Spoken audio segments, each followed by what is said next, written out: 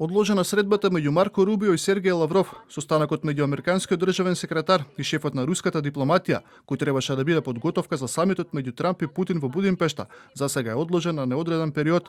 Од руското министерство за надворешни работи велат дека не може да се одложи, нешто што не било ниту договорено. Порачуваат и дека ваквите состаноци бараат претходни темелни подготовки со оглед на тоа дека на маса ќе се најде прашањето за војната во Украина, билатералните односи и економската агенда. Не можеме да одложиме нешто што не е договорено. Не го потврдивме она што го пишуваа некои западни извори вчера. Немавме јасно дефинирано ни време ни локација за таква средба. Токму затоа што значењето на таков настан е толку големо, тој бара подготовка.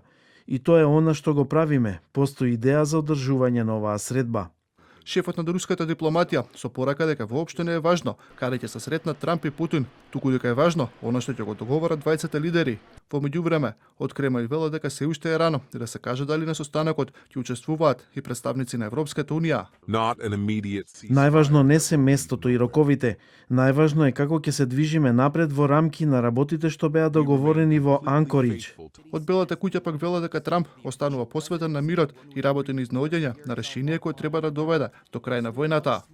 Председателот Трамп постојано работи на наоѓање мирно и дипломатско решение за да се стави крај на оваа бесмислена војна и да се запре убивањето.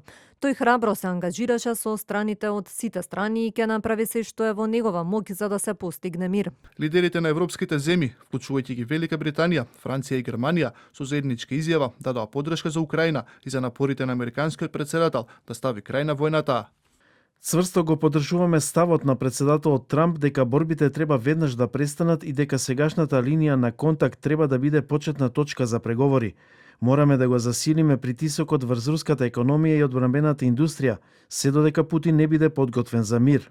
Минатата недела, Доналд Трамп изјави дека е отворен за замрзнување на конфликтот, дошли линиите на фронтот. Од Русија веднаш возвратија со порака дека нивниот став за војната во Украина останува непроменет. Кремљ и претходно ги одбиваше повиците за прекин на огнот со образложение дека Украина би ја искористила паузата во борбите за прегрупирање и повторно вооружување.